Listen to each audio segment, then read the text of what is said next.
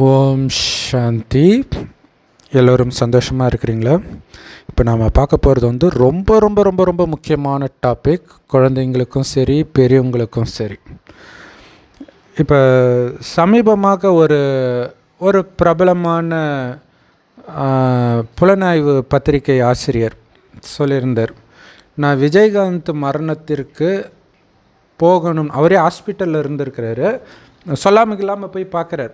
ஏன் பார்த்தேன் அப்படின்னா, ஜெயலலிதா முன்னாடி அப்படி நாக்கை கடிச்சிட்டு கையை நீட்டி பேசினார் பார்த்தீங்களா, அதுக்காக போனேன்றார். ஸோ இது வந்து உண்மையில் மிகப்பெரிய தவறான உதாரணமாக விஜயகாந்த் மாறிட்டார் அப்படிங்கிறது தான் உண்மை. அவர் எவ்வளோதான் நல்லது பண்ணியிருந்தாலும் இதை தைரியம்னு எல்லாரும் சொல்ல ஆரம்பிச்சிட்டாங்க பாருங்க இல்லையா. ஒரு முதல்வர் முன்னாடி நாக்கை கடித்து பேசுறது, முதல்வர் முன்னாடின்னு இல்லை, யார் முன்னாடியுமே கோபப்படுறது உண்மையில் நல்ல குணம் கிடையாது. விஜயகாந்துடைய மிகப்பெரிய கெட்ட குணம் அதுதான். அவருடைய வாழ்க்கையை அழித்த குணமும் அதுதான். அது நண்பர்கள் முன்னாடி அந்த குணத்தை வெளிப்படுத்தும் போது பெருசாக தெரிஞ்சிருக்காது. ஏன்னா அவங்க நடவடிக்கைக்கு ஏற்றவர்கள் தான் அவங்க கூட இருக்க போகிறாங்க, அது பெருசாக தெரிஞ்சிருக்காது. ஆனால் மற்றவர்கள் முன்னிலையில் அது வேறு மாதிரி ஆகிடும். ஸோ நிறைய பேர் பார்த்திங்கன்னா, திருமணம் ஆன பிறகு மனைவி கிட்ட ரொம்ப கொடூரமாக நடந்துக்கிறார் என் கணவன்றது வந்து அந்த கணவனுடைய குடும்பத்தினருக்கு, அப்பா அம்மாவுக்கு, சகோதரர்களுக்கு பெரிய விஷயமா தெரிஞ்சிருக்காது. சின்ன வயசுலேருந்தே அப்படியே பார்த்து வளர்கிறதுனால அவங்களுக்கு அது பெரிய பாதிப்பை ஏற்படுத்தாது. ஆனால் புதுசாக ஒரு பொண்ணுக்கு வரும்போது அது மிகப்பெரிய பாதிப்பை ஏற்படுத்தும். இதே மாதிரி பொண்ணுக்கு இந்த மாதிரி கேரக்டர் இருந்தால் அது வந்து பையனுடைய குடும்பம் எல்லாருக்குமே ஒரு மிகப்பெரிய பாதிப்பை ஏற்படுத்தும்.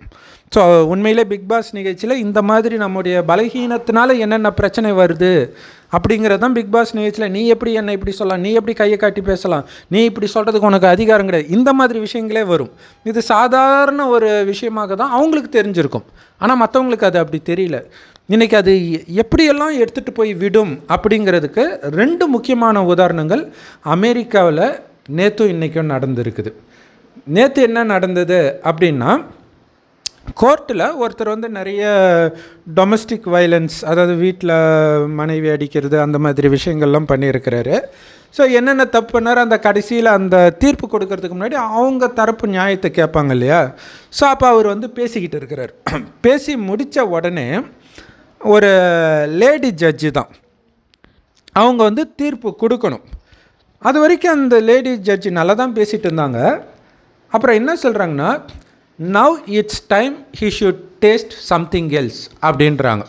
இது வந்து இங்கிலீஷில் வந்து நிறைய இந்த படங்கள்லாம் பார்த்திங்கன்னா நக்கல் அடிக்கிற மாதிரி வார்த்தை வரும். இப்போ வந்து அவன் வேறு ஒரு விஷயத்தை சுவைக்கணும், அதாவது நான் அவனை ஜெயிலுக்கு அனுப்ப போகிறேன், தண்டனை கொடுக்க போகிறேன்றத சொல்கிற விதம் இருக்குது பாருங்கள் இல்லையா. அவனே வந்து என்னை ஜெயிலுக்கு அனுப்பாதீங்க, நான் மாறிட்டேன், இந்த மாதிரி தான் சொல்லிட்டு இருக்கிறான்.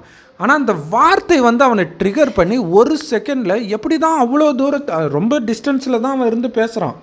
ஒரு செகண்டில் அந்த அம்மா சொல்லி முடிக்கிறதுக்குள்ளே அங்கேருந்து அப்படியே பாஞ்சு, சினிமாவில் காட்டுவாங்களே அப்படியே பாஞ்சு வந்து விழுந்து அந்த அம்மாவை வந்து, அந்த அம்மாவுக்கு எப்படியும் ஒரு 60 வயசு கிட்ட இருக்கும்னு நினைக்கிறேன், பிடிச்சி செம்ம அடி குத்துன்னு குத்துறான், போட்டு மிதிக்கிறான். எல்லாரும் சேர்ந்து அவனை பிடிச்சி இழுக்கிறாங்க, அவனை அடிக்கிறாங்க. அதை பற்றியும் கவலைப்படாமல் மிதித்து அவங்க அந்த அம்மா உயிரே போயிருந்தா கூட ஆச்சரியப்பட மாட்டோம், அந்த அளவுக்கு அடித்தாங்க.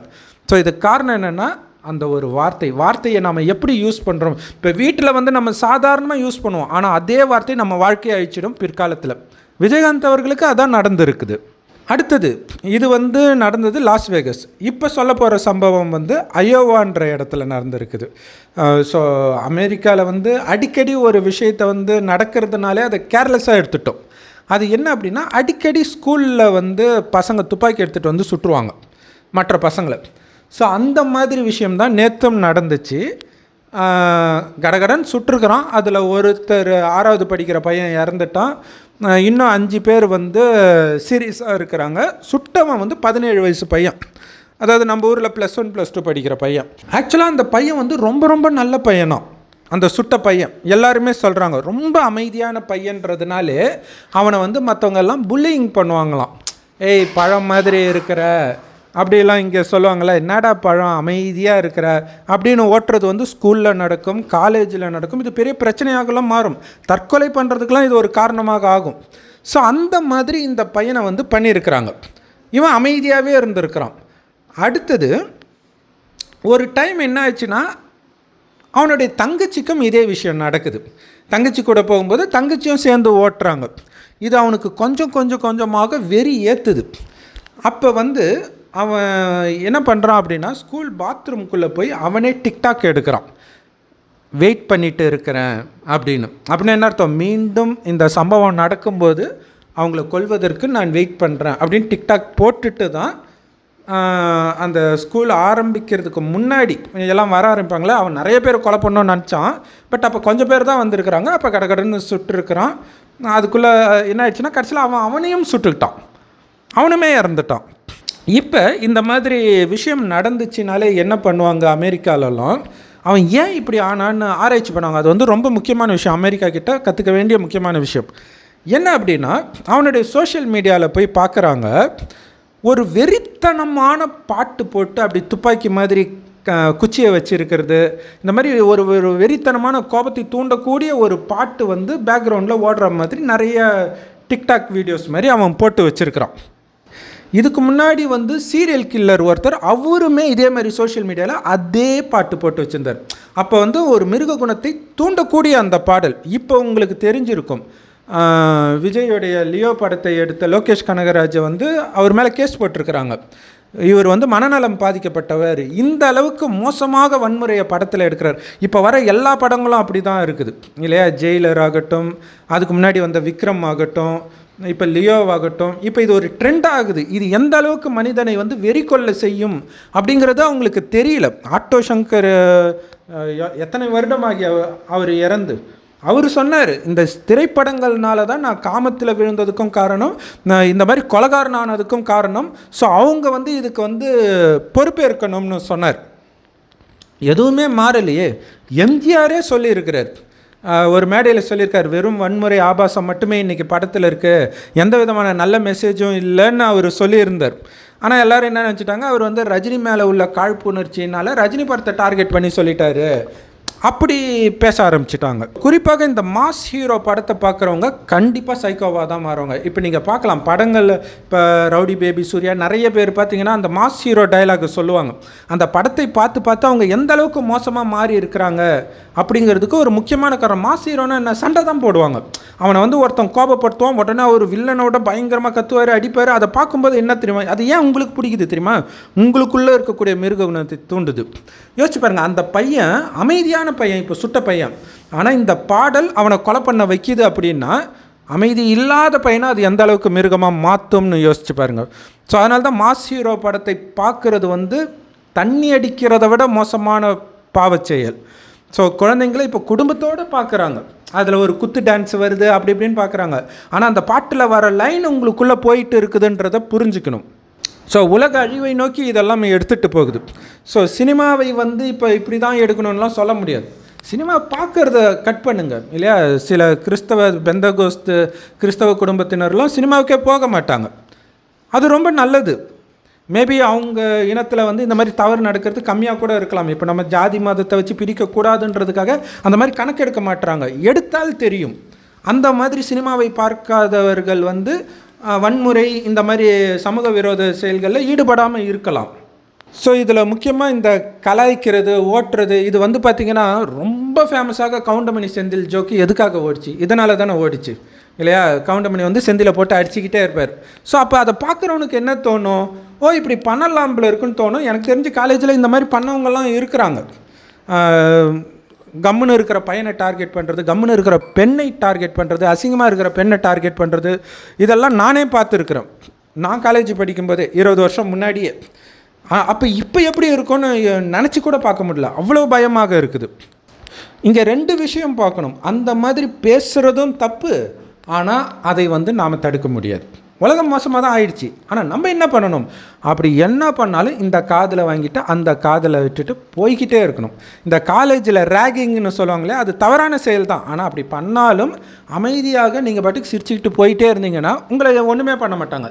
எப்போ எதிர்க்கிறீங்களோ அப்போ தான் உங்களுக்கு எதிராக அவங்க நடந்துக்குவாங்க. சில சமயம் அது கொலை, தற்கொலை இந்த மாதிரியெல்லாம் முடியுது. அப்போ பொறுத்துக்கக்கூடிய சக்தி இல்லை. அதுக்கு தான் கடவுள் சொல்கிறாரு, இது வந்து நாடகம், 5000 வருட நாடகம். இதில் என்னெல்லாம் நடக்குதோ ஏற்கனவே பதிவாகி இருக்குது. அது அப்படி தான் நடக்கும்.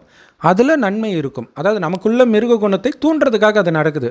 நான் மிருக குணத்தை தூண்ட விட மாட்டேன். நான் அமைதியாக தான் இருப்பேன். ஏன்னா நான் கடவுளுடைய குழந்தை. அவர் அமைதியானவர். அவர் எதை பார்த்தாவது டென்ஷன் ஆகிறாரா? உலகத்தில் நடக்கிற எதை பார்த்தாவது அவருக்கு தெரியும். அவன் செஞ்ச பாவத்துக்கான தண்டனை அனுபவிக்கிறான். அதிலிருந்து உன்னை நீ பாதுகாத்துக்கன்னா நான் சொல்கிறத கேள்வி. அது என்ன? நீ அழியக்கூடிய உடம்பு கிடையாது, ஆத்மான்னு உணரு. ஆத்மானா உயிர். அது பூர்வமத்தில் நட்சத்திரம் மாதிரி ஜொலிக்குது. அதனால தான் அங்கே போட்டு வைக்கிறோம்.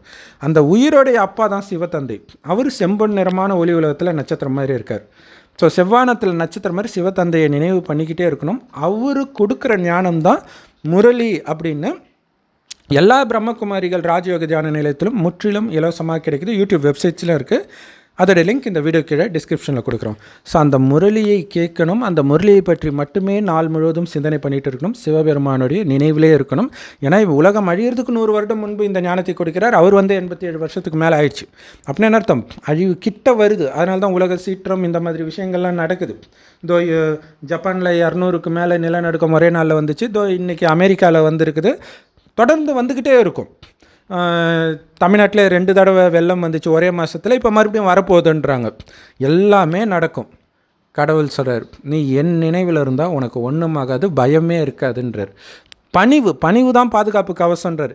என்ன வேணாலும் சொல்லட்டும், உங்களுக்குள்ளே இருக்கக்கூடிய மிருக குணத்தை தூண்டுறதுக்காக தான் ஸ்கூலில் இருக்கிறவங்க உங்களை ஓட்டுவாங்க, காலேஜில் இருக்கிறவங்க உங்களை கலைப்பாங்க, வேலை பார்க்குற இடத்துல, ரோட்டில் போகிற இடத்துல கண்டுக்காதீங்க. அதுக்கு தான் இயேசு சொன்னார், ஒரு கணத்தில் இருந்தால் இன்னொரு கணத்தை காட்டிட்டு நீ பாட்டுக்கு போயிட்டே இரு. ஏன்னா நீ கம்முன்னு இருந்தால் கூட அவனுக்குள்ளே இருக்கக்கூடிய மிருக குணம் வந்து தூண்டப்பட்டு உன்னை என்ன வேணாலும் பண்ணலாம். ஏன்னா நம்ம யாருக்கு என்னென்ன பாவம் செஞ்சுட்டு வந்திருக்கிறோன்னு நமக்கு தெரியாது. அதனால் இப்போ நீ அமைதியாக இருந்துட்டால் உன்னுடைய பாவம் முடிஞ்சிடும். அப்போ வந்து உனக்கு ஒரு முள்ளு குத்துற மாதிரி இருக்கும். ஆனால் நீ எதிர்த்தனா ஈட்டியே வந்து குத்தும். ஸோ ஈட்டி குத்துறத கடவுள் சொல்கிறபடி நடந்துக்கிறதன் மூலமாக அமைதியாக இருக்கிறனால ஒரு முள்ளு குத்துற எஃபெக்ட் தான் இருக்கும் அப்படின்னு கடவுள் சொல்கிறார். ஸோ அதனால் உலகத்தை நாம் மாற்ற முடியாது. ஆனால் நம்மை நாம் மாற்றிக்கலாம்.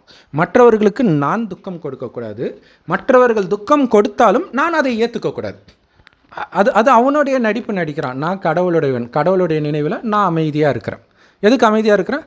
கடவுள் சொன்னார் அமைதியாக இருக்கிறேன். இன்னொன்று, அவன் சொல்கிறதே என் காதில் போகலை, நான் கடவுளுடைய நினைவில் மேலே இருக்கிறேன். இதே சிந்தனை, இந்த சிரித்த முகம் நாளைக்கு அவன் இப்படி பண்ணும்போது நாளைக்கு எல்லாரும் கம்முன்னு இருக்க மாட்டாங்க. எவனோ ஒருத்தன் திருப்பி அடிப்பான். அப்போ யோசிப்பான், இன்னொருத்தன் அமைதியாக இருந்தானே அவனால் எப்படி முடிஞ்சதுன்னு. அப்போ உங்களுடைய மகிமை வரும். அப்போ உங்களுக்கு கடவுள் கற்றுக் கொடுத்தாருன்றது கடவுளுடைய பேர் வெளிப்பட ஆரம்பிக்கும். ஸோ வார்த்தை ரொம்ப ரொம்ப கவனமாக இருக்கணும் குழந்தைகளே. உங்கள் குழந்தைகள் கிட்ட கூட நீங்கள் மோசமான வார்த்தையை பயன்படுத்தாதீங்க. ஏன்னா உங்கள் குழந்தைங்களுக்குள்ளே என்னென்ன மிருக குணம் முன் ஜென்மத்திலேருந்து வந்திருக்குன்னு தெரியாது. திடீர்னு அது கொஞ்சம் கொஞ்சமாக வளர ஆரம்பிக்கும். அதோடைய குணமாக மாறும். நாளைக்கு அது வந்து அந்த குழந்தையுடைய வாழ்க்கையும் அழிச்சிடும். சில சமயம் உங்களுடைய வாழ்க்கையை அழிச்சிடும். ஏன்னா அப்பா அம்மாவை கொலை பண்ணுற குழந்தைங்களே நாம் பார்க்குறோம். டீச்சரை அடிக்கிற குழந்தைங்கள பார்க்குறோம். ஆனால் சுற்றி சைக்கோ தான் இல்லையா? அப்பா அம்மா சைக்கோவாக இருப்பாங்க, டீச்சர் சைக்கோவாக இருப்பாங்க. ஸோ கடவுளை மட்டும் பிடிக்கணும். அவருடைய வழிபடி மட்டும் நடந்தால்தான் நீங்கள் அமைதியாக இருப்பீங்க. அப்போ மற்றவர்கள் புகழ்ந்தாலும் ஆகான்னு நீங்கள் மேலே எகிரிடக்கூடாது. மற்றவங்க உங்களை இகழ்ந்தாலும் அப்படியே சோர்ந்து கீழே வாடிடக்கூடாது. ஏன்னா இது எல்லாம் நாடகம். இறைவன் நினைவில் இருக்கிற ஆழ்ந்த அமைதியில் இருக்கும்பொழுது ஒரு சந்தோஷம் வரும். அந்த சந்தோஷம் மட்டும்தான் நிரந்தரமான சந்தோஷம்.